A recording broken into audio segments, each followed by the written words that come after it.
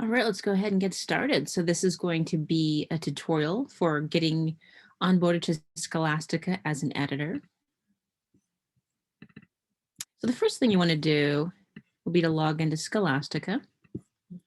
And we'll make sure you guys have that link. You will have established an account beforehand with whatever email you want and your password.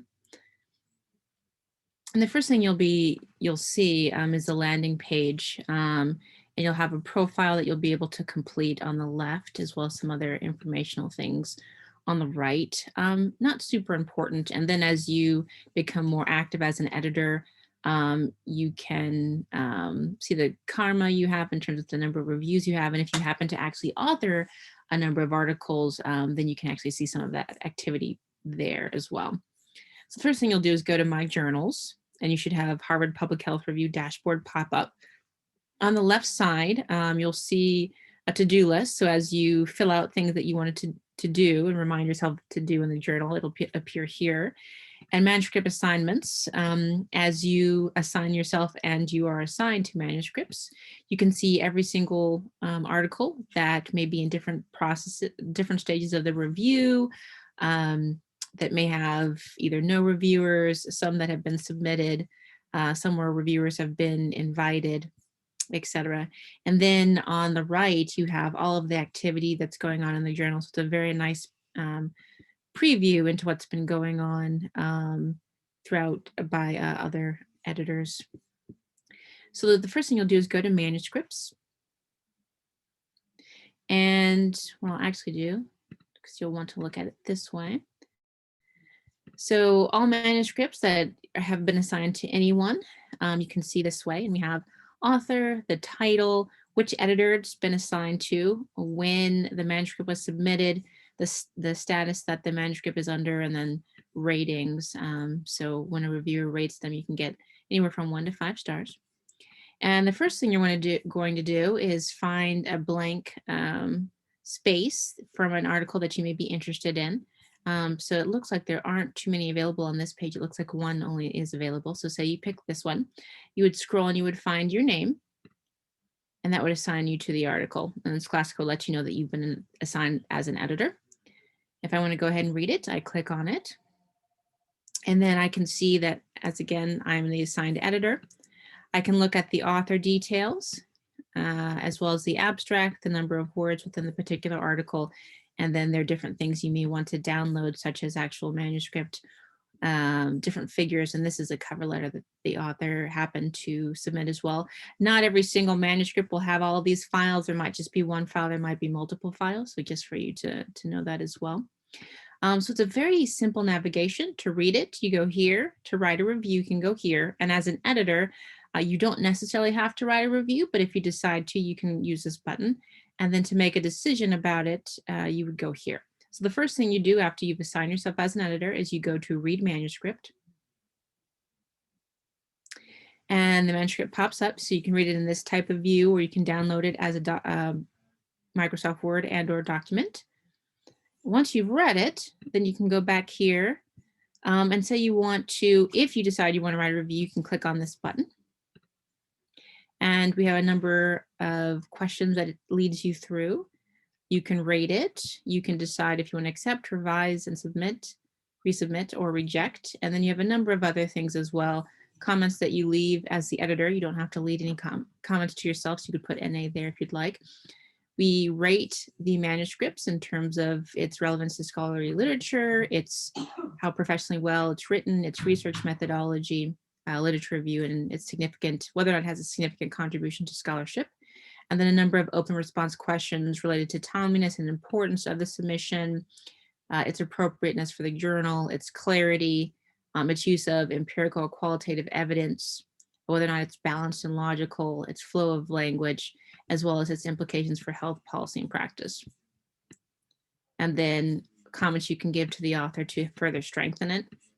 And then any attachment that you'd want to include. And then you'd press submit here, okay?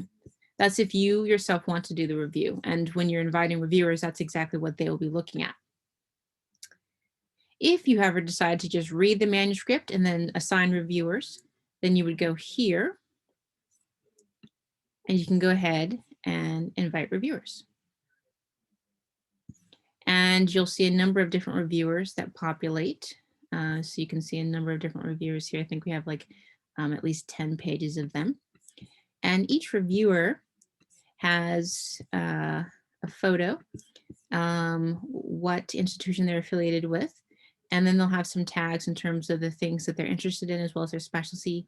So for Archana, she is interested in healthcare policy, human rights, maternal, paternal health, women and genders and girls' health, social determinants of health. And Kalia here is interested in mental health, psychiatry, public health, burnout. So you can look at reviewers this way, just kind of click through, or you can be more specialized and say, I want to invite people who, so this is about plant-based diets.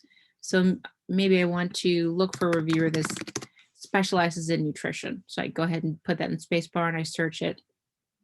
And then I get those who are interested in nutrition, okay? So say I choose this person, I can go ahead and just simply click here, invite them to review. And then I can, here's who I'm going to send it to as a potential review. I can click here. It populates immediately to go ahead and invite them. It thanks them for being a reviewer. I can populate a date. So say I wanted to send it out on March 8th, 2021. I can do that there. I can enter my name here as one of the editors. I can set the deadline. So make sure that this deadline here is the same as the one that you may put here as well.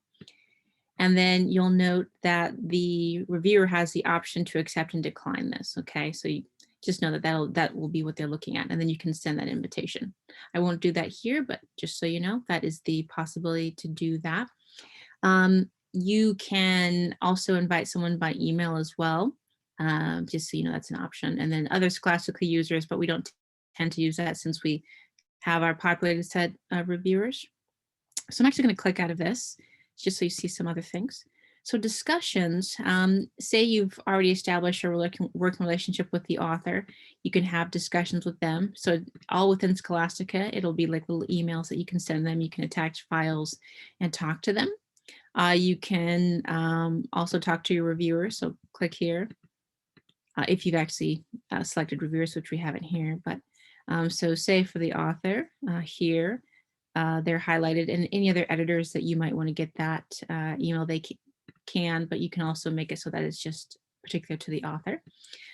So discussions, that's a back and forth with the author, other editors, other reviewers. And then in terms of taking notes, you can use the to-do tab and give yourself to-dos for this particular manuscript, or you can use this to let other editors know what's going on with this.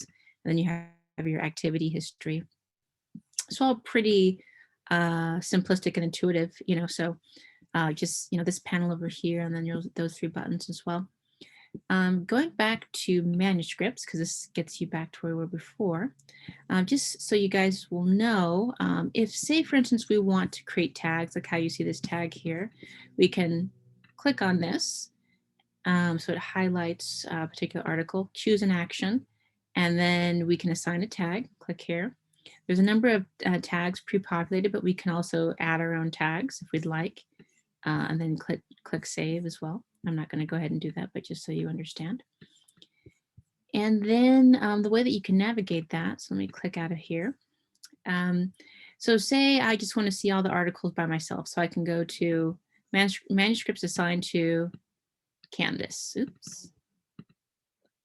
And these are all the manuscripts that are assigned to me. You can see their different status, if they're under review, if they've been rejected, if they've been accepted. So that's a nice way to kind of see that. So you can do it by editor if you'd like. And then say you want to see all the manuscripts that are accepted, you can go here. If you want to see all of those that are under review. And if you want to see those that have been rejected, or they're in the process of being resubmitted, or if they've been withdrawn, then you can go here as well.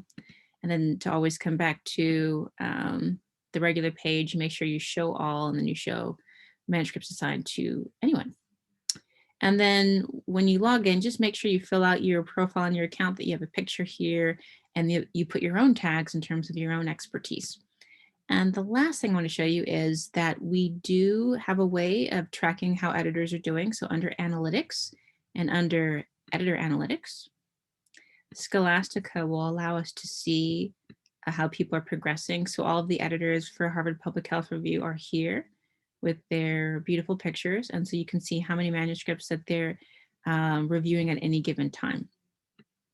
And then it has a further breakdown in terms of how long it takes each person to make a decision and some other metrics as well. Okay, so hopefully that helps you in terms of getting more acquainted with Scholastica, and feel free to email myself or Cersei with any other questions.